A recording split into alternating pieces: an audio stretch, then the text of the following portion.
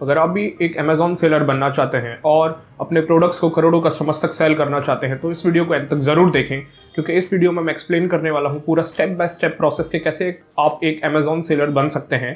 और ये मेरा अमेज़ॉन ग्रोथ सीरीज़ का पहला एपिसोड है। सो आगे भी मैं और डिटेल में काफ़ी सारे कॉन्सेप्ट्स कवर करने वाला हूँ अमेज़ॉन सेलिंग के रिलेटेड। अगर अभी तक आपने मेरे चैनल को सब्सक्राइब नहीं किया है तो मेरे चैनल को सब्सक्राइब कर दीजिए, और अगर आपको वीडियो अच्छी लगे तो वीडियो को लाइक करें, शेयर करें। तो चलिए बढ़ते हैं हमारे प्रोसेस की तरफ और देखते हैं हमारा पहला स्टेप। सो हम इस पूरे प्रोसेस को दो पार्ट्स में स्प्लिट कर सकते हैं। कुछ चीज़ें हमें करनी होती है रजिस्ट्रेशन के पहले और कुछ चीज़ें हमें करनी होती है रजिस्ट्रेशन के बाद। सो हम पहले बात करते हैं रजिस्ट्रेशन के पहले हमें क्या क्या चाहिए। तो सबसे पहले फर्स्ट स्टेप में हमें तो चाहिए सबसे पहले एक नया phone number and email ID जिससे आप अमेज़ॉन पे अकाउंट बनाएंगे। उसके बाद हमें चाहिए डॉक्यूमेंट्स में हमें चाहिए लाइक जीएसटी नंबर मैंडेटरी है हर कैटेगरी में सेल करने के लिए। सिर्फ बुक्स और कुछ रॉ फूड्स के ही कैटेगरीज है जहाँ पे हमें जीएसटी नहीं चाहिए, बट उसके सिवाय बाकी सब जगह हमें जीएसटी लगेगा ही लगेगा। सो जीएसटी नंबर चाहिए। फिर उसके बाद हमें चाहिए पैन कार्ड। सो पैन कार्ड कंपनी का भी होगा तो भी चलेगा, अगर आपका पर्सनल पैन है तो भी चलेगा।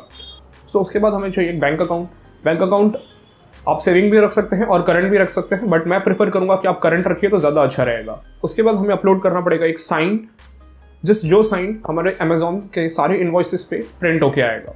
बात करते हैं तीसरे स्टेप की। सो तीसरे स्टेप में अब आपको रजिस्ट्रेशन कर सकते हैं, बट ऐसा नहीं है कि अगर आपने रजिस्ट्रेशन कर लिया तो आप उसके बाद अमेज़ॉन सेलर बन गए। अभी उसके बाद आपको काफ़ी चीज़ें करनी है, जैसे कि आपको सबसे पहले तो कैटेगरी अप्रूवल लेना पड़ेगा। सो कैटेगरी अप्रूवल अगर आप रेस्ट्रिक्टेड कैटेगरी में सेल कर रहे हैं, जैसे कि लाइक ब्यूटी प्रोडक्ट्स हो गए, फूड प्रोडक्ट्स हो गए या ग्रोसरी हो गया, तो आपको पहले कैटेगरी अप्रूवल लेना पड़ेगा। और उसके सिवाय अगर आप किसी ब्रांड के लिए काम कर रहे हैं या अगर आपका खुद का ब्रांड है तो उसमें भी दो चीज़ें होती हैं। अगर आपके पास ट्रेडमार्क है तो आप ब्रांड रजिस्ट्री से डायरेक्ट अपना ट्रेडमार्क सर्टिफिकेट डाल के आप ब्रांड अप्रूवल ले सकते हैं। बट अगर आपके पास आपका नाम है ब्रांड का, बट अगर आपने ट्रेडमार्क नहीं लिया है तो आपको पहले तो GTIN एक्सटेंशन लेना पड़ेगा। अब बात करते हैं स्टेप 5 की। सो स्टेप 5 में अभी आपको करना होता है प्रोडक्ट का लिस्टिंग, जिसे हम प्रोडक्ट कैटलॉगिंग भी बोलते हैं। प्रोडक्ट लिस्टिंग में आपको क्या करना होता है? प्रोडक्ट लिस्टिंग में आपको इमेजेस डालनी होती है आपके प्रोडक्ट की, आपको इंफॉर्मेटिव बुलेट पॉइंट्स डालनी होती है आपके प्रोडक्ट की, डिस्क्रिप्शन डालना होता है और कीवर्ड्स डालने होते हैं। सो प्रोडक्ट लिस्टिंग में इमेजेस एक बहुत ही इंपॉर्टेंट पार्ट है, क्योंकि इमेजेस से ही कस्टमर इमेजेस देख के ही आपका लिस्टिंग ओपन करता है। सो उसके लिए आपको इमेजेस के लिए तो आपको प्रेफर करूँगा कि आप किसी प्रोफेशनल से ही इमेजेस आपकी शूट करवाइए, जो कि आपको अमेज़ॉन पे ही मिल जाएंगे कि कौन कौन प्रोफेशनल्स हैं। एंड अगर कोई टेबल टॉप प्रोडक्ट है तो आप खुद भी मतलब फ़ोन से फ़ोटो खींच के डाल सकते हैं। और उसके बाद बात करते हैं हम बुलेट पॉइंट्स की। सो बुलेट पॉइंट्स भी एक बहुत इंपॉर्टेंट पार्ट है। बुलेट पॉइंट्स में आपको सिंपल चीज़ें ही डालनी है जो आपके प्रोडक्ट की हैं, इधर उधर की कोई बातें आपको लिखनी नहीं है बुलेट पॉइंट्स में।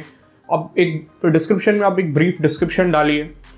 दैन उसके बाद कीवर्ड्स एक बहुत इंपॉर्टेंट चीज़ है इसमें, बिकॉज कीवर्ड से ही आपके प्रोडक्ट को विजिबिलिटी मिलेगी और तभी वो सर्च में आएगा। सो कीवर्ड्स जो है वो सर्च इंजन ऑप्टिमाइजेशन के लिए काम करते हैं। सो कीवर्ड्स भी आप एक प्रॉपर ही कीवर्ड्स डालें जो आपके प्रोडक्ट के रिलेटेड है।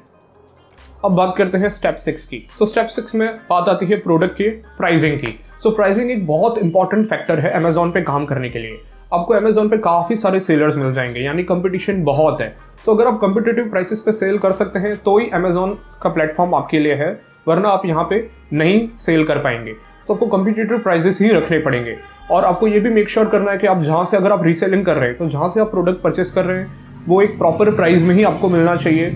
अगर वो आपको अमेज़ॉन पे जो प्रोडक्ट सेल हो रहा है अगर उससे भी ज़्यादा में मिल रहा है आपको, तो वो आपके काम का नहीं है। सो आपको कम्पिटिटिव प्राइसेस बहुत रखनी पड़ेगी, तभी आप अमेज़ॉन पे सेल कर सकते हैं, वरना आप नहीं सेल कर पाएंगे। और आज की डेट में सबको हर एक चीज़ चाहिए, सबसे चीप सस्ती चीज़। सो ट्राई कीजिए कि प्राइस को कैसे हम कम से कम रख सकते हैं, उसके बाद ही आप अमेज़ॉन पे सेल कर पाएंगे। अब बात करते हैं स्टेप 7 की, प्रोडक्ट पैकेजिंग। सो प्रोडक्ट की पैकेजिंग अमेज़ॉन से ही परचेस करना है, और प्रोडक्ट की पैकेजिंग आपको खास करके ध्यान रखना है कि वो प्रॉपर हो, बिकॉज जो शिपिंग चार्जेस है वो वॉल्यूमेट्रिक वेट पे ही कैलकुलेट होती है। सो आप उसी हिसाब से आपके प्रोडक्ट के अकॉर्डिंग ही आप पैकेजिंग मटेरियल परचेस कीजिए। अब बात करते हैं स्टेप 8 की।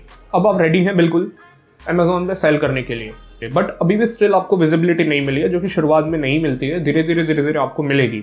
सो विजिबिलिटी बढ़ाने के लिए आप क्या कर सकते हैं? आप प्रमोशंस रन कर सकते हैं, एड कैंपेन्स रन कर सकते हैं।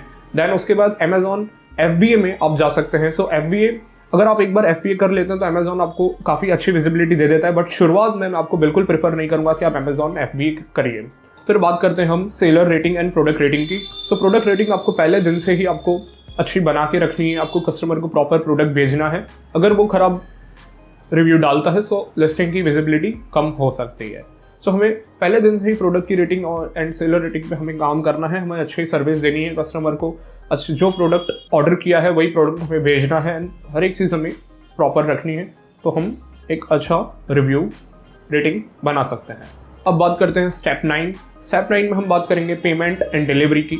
सो पेमेंट तो आपको जो आपने बैंक डिटेल डाली है अकाउंट ओपनिंग के टाइम पे, उस अकाउंट में, उस बैंक अकाउंट में आपका सारा पेमेंट आ जाएगा विदिन 15 डेज।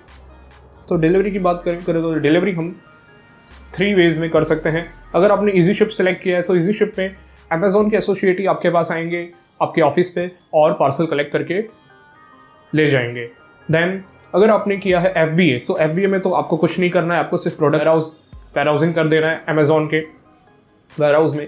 सो सिंपली वो तो वहीं से कस्टमर तक पहुंचा दिया जाएगा। और फिर होता है सेल्फ शिप। अगर आपने सेल्फ शिप सेलेक्ट किया है सो उसमें आपको प्रोडक्ट खुद ही कस्टमर तक पहुंचाना है।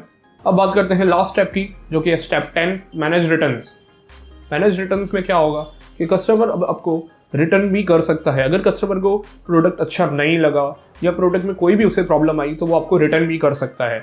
और अगर आप कोई ऐसी कैटेगरी में सेल कर रहे हैं जैसे कि लाइक क्लोथ्स, जिसमें अलग अलग वेरिएशंस होते हैं लाइक साइज़ के, कलर्स के, तो अगर कस्टमर को कलर अच्छा नहीं लगा या साइज़ प्रॉपर नहीं आया उसके पास या उसे नहीं लगा, तो वो आपको एक्सचेंज भी मांग सकता है और रिटर्न भी कर सकता है। सो वो भी हमें सेलर्स को रिटर्न्स भी एक्सेप्ट करने पड़ेंगे।